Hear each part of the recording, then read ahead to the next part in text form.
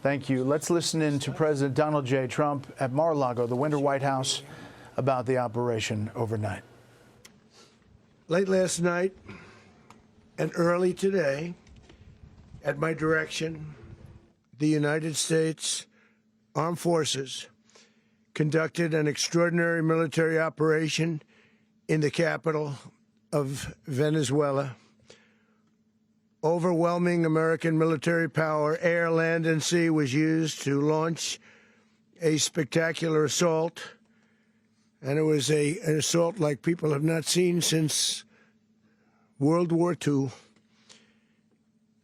It was a force against a heavily fortified military fortress in the heart of Caracas to bring outlaw dictator Nicolas Maduro to justice.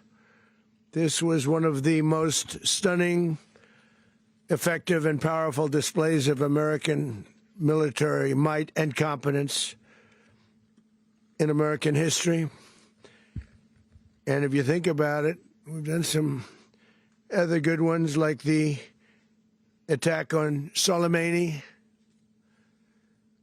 the attack on al-Baghdadi, and the obliteration and decimation of the Iran nuclear sites just recently in an operation known as Midnight Hammer,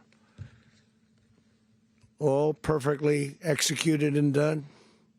No nation in the world could achieve what America achieved yesterday, or frankly, in just a short period of time.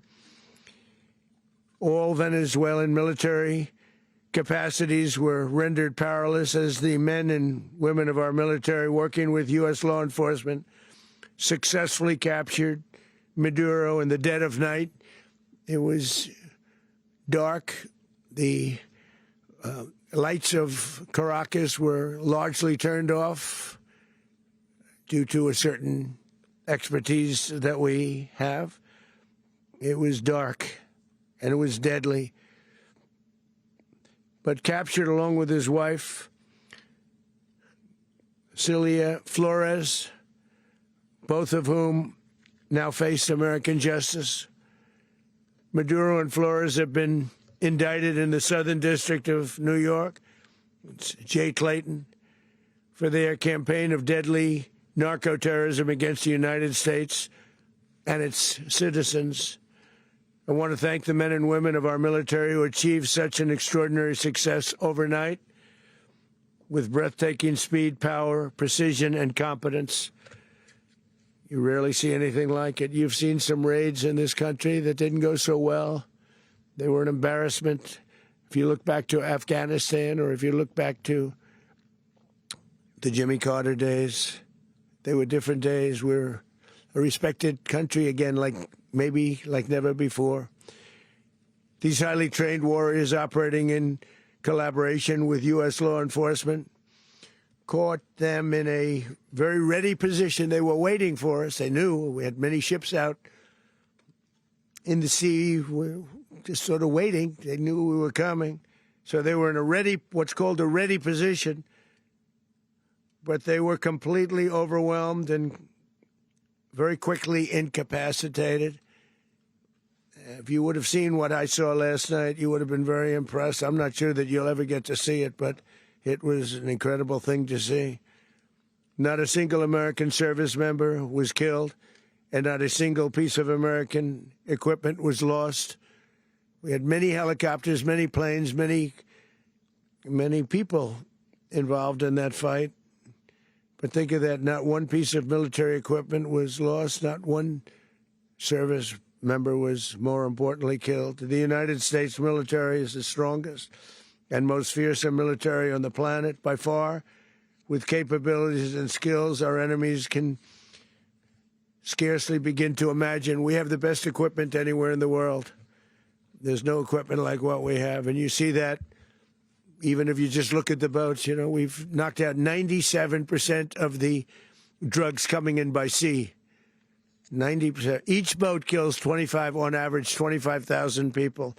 We knocked out 97%. And those drugs mostly come from a place called Venezuela. We're going to run the country until such time as we can do a safe, proper, and judicious transition. So we don't want to be involved with having somebody else get in and we have the same situation that we had for the last long period of years. So we are going to run the country until such time as we can do a safe, proper, and judicious transition. And it has to be judicious because that's what we're all about. We want peace, liberty, and justice for the great people of Venezuela, and that includes many from Venezuela that are now living in the United States and want to go back to their country. It's their homeland.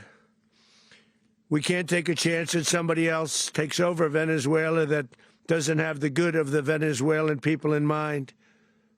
We've had decades of that. We're not going to let that happen. We're there now, and what people don't understand, but they understand as I say this, we're there now, but we're going to stay until such time as the proper transition can take place. So we're going to stay until such time as we're going to run it, essentially, until such time as a proper transition can take place. Hey everyone, I'm Emily Campagno. Catch me and my co-hosts Harris Faulkner and Kaylee McEnany on Outnumbered every weekday at 12 p.m. Eastern, or set your DVR. Also, don't forget to subscribe to the Fox News YouTube page for daily highlights.